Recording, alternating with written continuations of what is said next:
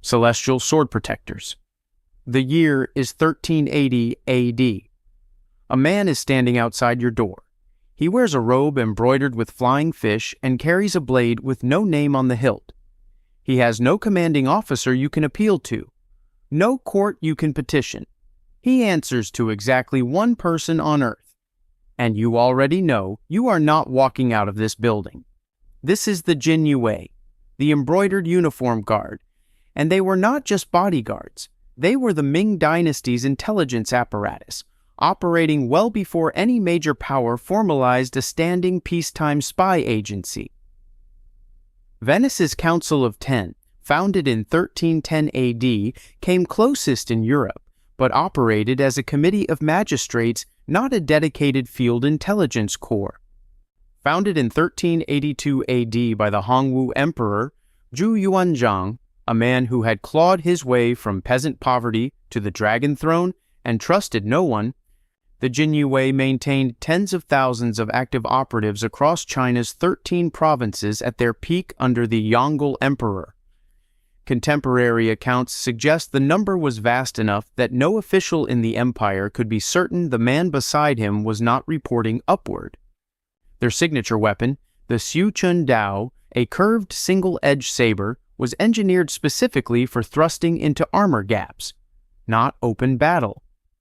Their prison, the Zhenfusi, used documented interrogation instruments cataloged in Ming records. The Ming Shu records their methods in enough procedural detail that later historians could reconstruct the sequence of a formal interrogation from intake to verdict. Historian Timothy Brooke identified surviving case files showing chain of custody evidence protocols centuries before forensic science had a name. Scholars call this the product of imperial paranoia and legalist bureaucracy. But paranoia doesn't write procedure manuals. Paranoia doesn't build 14-step evidence chains. Somewhere underneath the flying fish robes was a blueprint for something the world wasn't supposed to see yet. Shadow Spear Unit. The first empire in Chinese history is 1 year old. The year is 220 BCEE. The dust of the warring states has barely settled, and Qin Shi Huang is already building the machinery of permanence. Most of his army was selected by strength, loyalty, and province. One unit was selected differently, by what happened inside a candidate's mind when the pressure was applied. The selection criteria for Qin elite troops survive today on strips of bamboo pulled from a tomb in Yunmeng County, Hubei, in 1975. Texts describing not just physical qualification, but the interior qualities expected of men trusted with the emperor's person.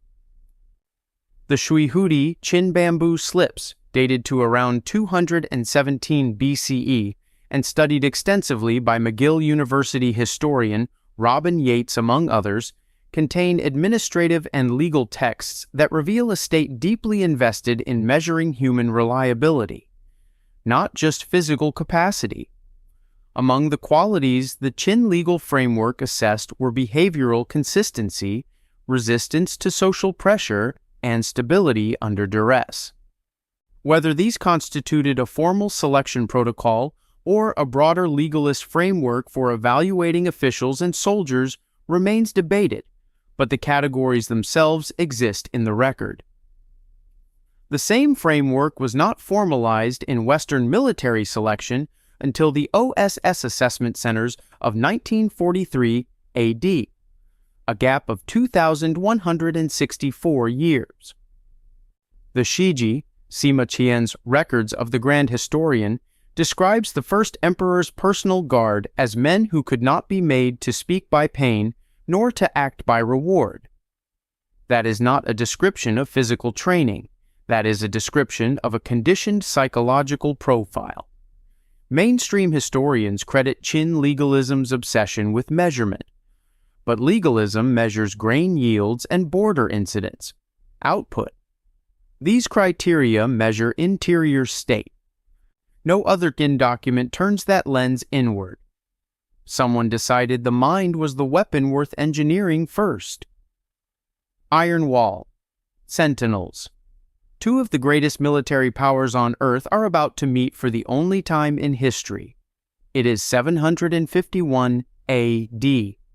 On the banks of the Talas River in what is now Kyrgyzstan, a Tang dynasty force is forming up against an Abbasid Caliphate coalition. The Arab chronicler al-Tabari, writing his History of the Prophets and Kings roughly a century and a half after the battle from sources available to him, records an account from the other side of that field that contains a single striking phrase. The Chinese soldiers moved like walls, not men. Walls? These were the Modao battalions, the Great Sword Army. Heavy infantry carrying two-handed blades between 1.8 and 2.1 meters in total length. Their specifications preserved in the Tang Administrative Code, the Tang Liudian. But the blade was not the impossibility. The impossibility was the drill. Arab sources, cross-referenced against Chinese records by historian Christopher Beckwith in his 2009 study Empires of the Silk Road, describe a formation that maintained perfect geometric alignment while advancing, absorbing cavalry charges, and executing pivot maneuvers under full combat pressure. Military historians did not document that level of coordinated heavy infantry precision again until the Swiss pike squares of the 15th century, 700 years later. The Tongdian, compiled by Du Yu in 801 A.D., records that Modao soldiers trained for a minimum of 3 years before frontline deployment, the longest cycle of any Tang unit. Scholars say this was rational counter-cavalry engineering, but rational engineering explains the weapon. It does not explain what made soldiers from a civilization 5,000 miles away reach for the word for wall instead of the word for army. Jade Falcon Squad. The number the historians wrote down was so enormous that scholars spent 2 centuries assuming it was a scribal error. It was not. In 612 A.D., the Sui dynasty's Emperor Yang mobilized 1,133,800 combat troops for his campaign against Goguryeo in the north of the Korean peninsula, and then he needed a system to command all of them simultaneously.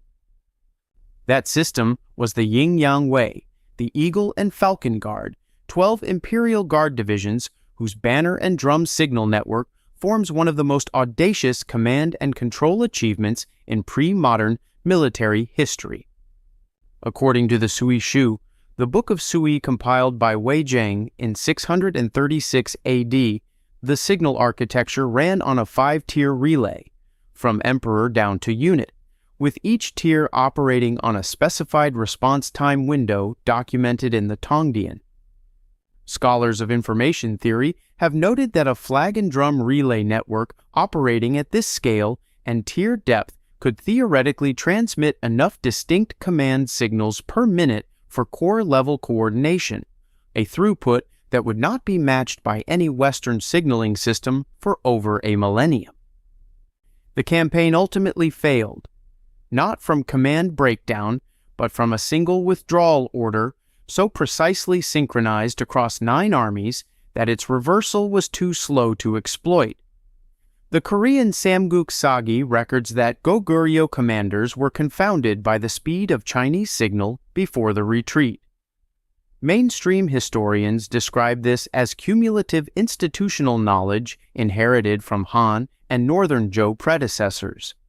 But no prior Chinese dynasty had documented a command and control architecture designed to coordinate forces of this scale in a single theater under a unified signal system. The leap from 300,000 to 1 million is not a linear scaling problem. That is a different category of architecture entirely. Black Bear Regiment. The armor weighed 65 pounds. It was iron. It had been worn in documented campaign conditions, river crossings, Central Asian dust, subtropical humidity, for periods of up to 20 years without significant corrosion. Metallurgists ran the tests twice, then a third time. The results did not change. This was the Xuanjia, the black armor troops of the early Tang Dynasty, and the physical mystery of their equipment is not the weight or the blackened lacquer finish that Arab traveler Ibn Khurradadbi described around 870 AD as armor that shines black and does not rust like the iron of the Franks. The mystery is in the microstructure. Analysis of Tang era. Iron samples recovered from Luoyang tombs shows a carbon gradient across the plate surface, high carbon at the exterior for hardness, low carbon at the interior for flexibility. That process is called differential quenching, a form of selective case hardening. It was not documented in European metallurgy until 13th century Toledo, and not chemically understood until Henry Clifton Sorby's microscopic metallurgy work in 1863. The Tang Liudian specifies that Xuanjia armor production required artisans with a minimum 10-year apprenticeship, the longest craft qualification in the entire Tang administrative code. At the Battle of Hulao Pass in 621 AD, Emperor Taizong led 3,500 Xuanjia heavy cavalry against a coalition of 100,000 and broke it in under 1 hour. Scholars credit accumulated empirical craft knowledge, but that 10-year apprenticeship specifies the duration and not the method. The formula was never written down. Why was the one piece of information that mattered most the one piece they chose not to record? Golden Lion Escort. The patrol begins before dawn. The same path, walked at the same pace, in the same sequence every single night. Not because of tactical necessity, because to deviate from it carried the gravest penalties in the Tang legal framework. The Jinyiwei's patrol obligations were treated not as military discipline, but as a matter of cosmic order, with dereliction classified among the most serious offenses in the administrative code. The unit walking that path was the Jinyiwei, the Golden Military Guard, and they were not protecting the emperor's body. They were protecting something the Tang state considered more fundamental than that. The Tang Liudian, the administrative code compiled in 738 AD, uses the phrase Bi Si Zheng Qi, driving out deviant forces, rectifying proper energy, to describe the patrol's function. That is liturgical language inserted into a legal document. The Jinyiwei's patrol circuit, estimated by modern scholars mapping the Tang Chang'an Palace complex, ran several kilometers and had to be completed before the emperor's formal dawn audience, timed not to sunrise but to the imperial water clock. The commander of this unit held the title of Great General, was prohibited from holding any concurrent military command, and at peak strength under Emperor Xuanzong commanded 14,500 men, a force larger than the entire standing army of most contemporary European kingdoms for a nightly walk. Historian Edward Schaefer observed that Chang'an's street grid was aligned to specific celestial coordinates, suggesting the palace complex itself was a map of the sky.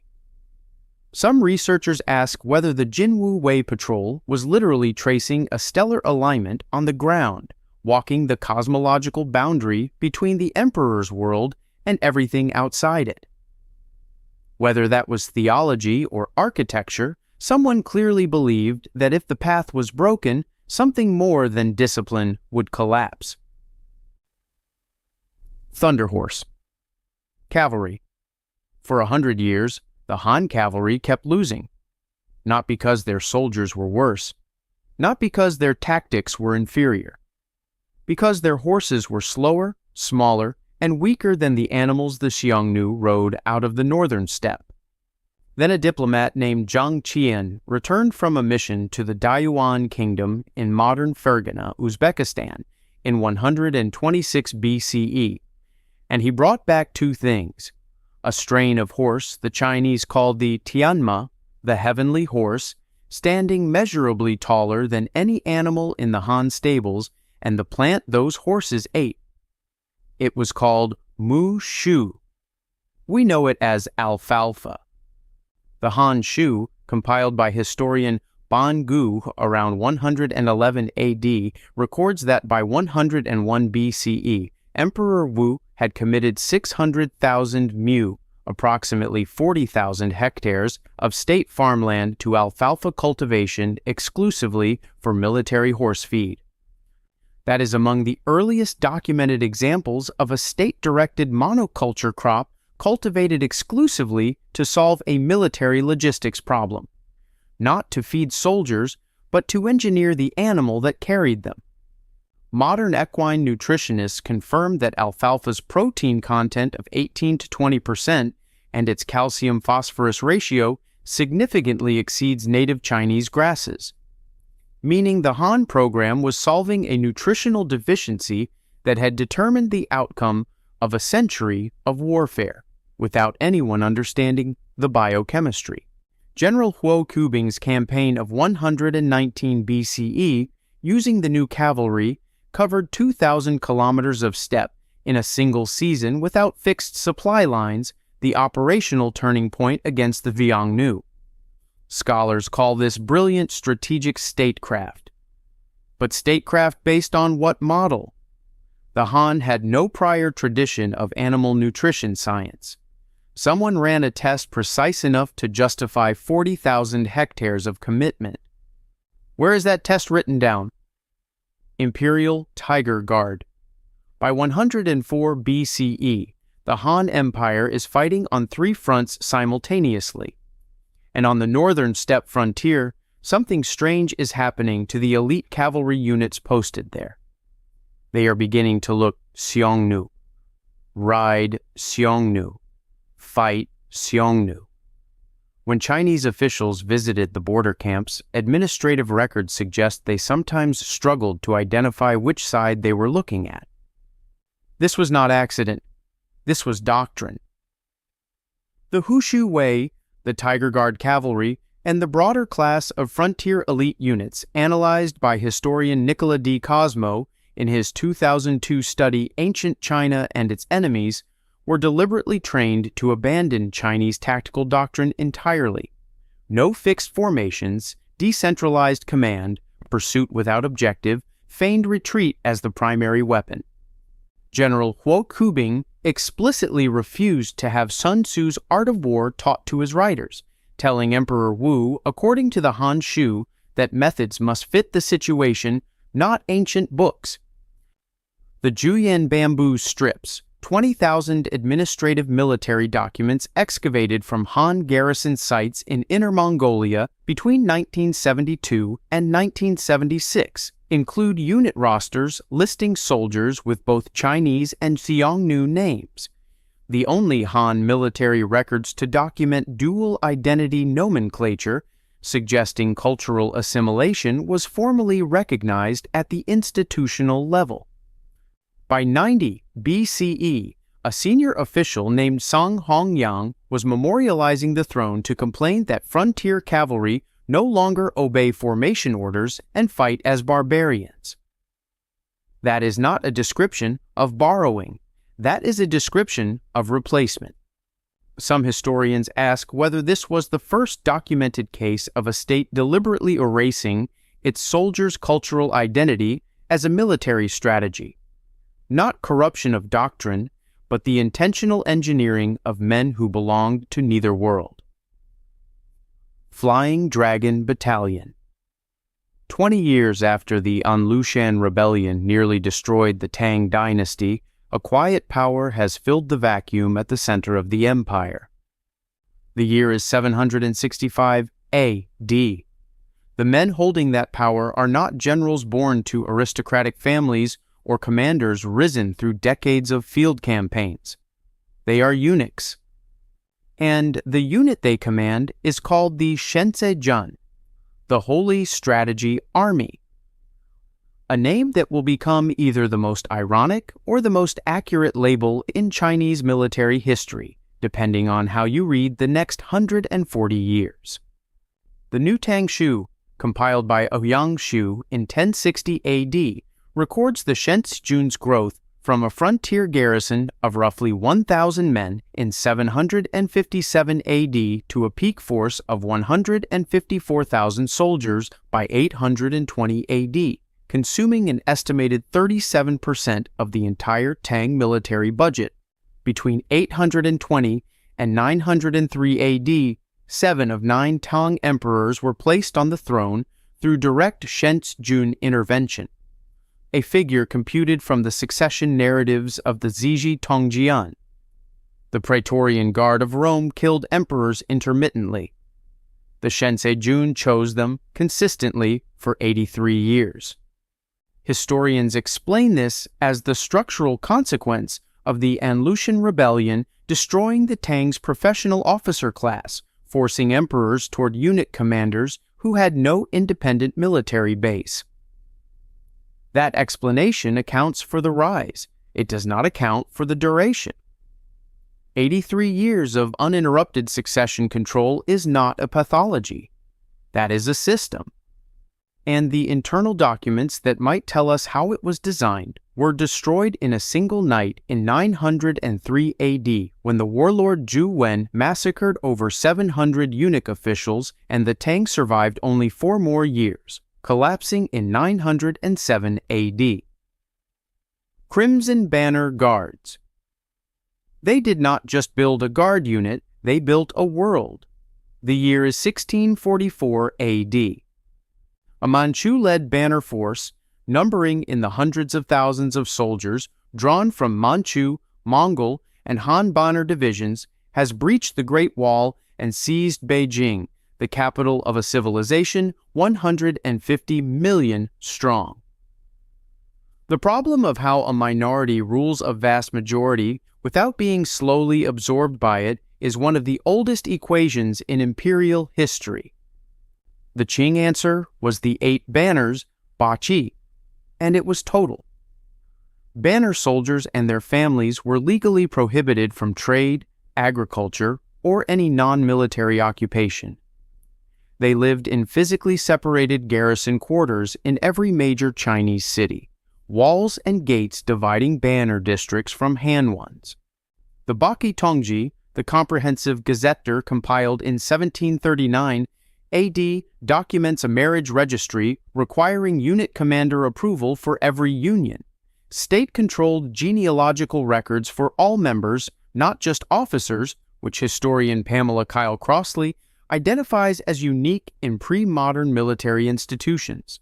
The inner city of Beijing was emptied of its Han population between 1644 and 1648, approximately 700,000 people relocated, to create a physically isolated banner enclave around the Forbidden City.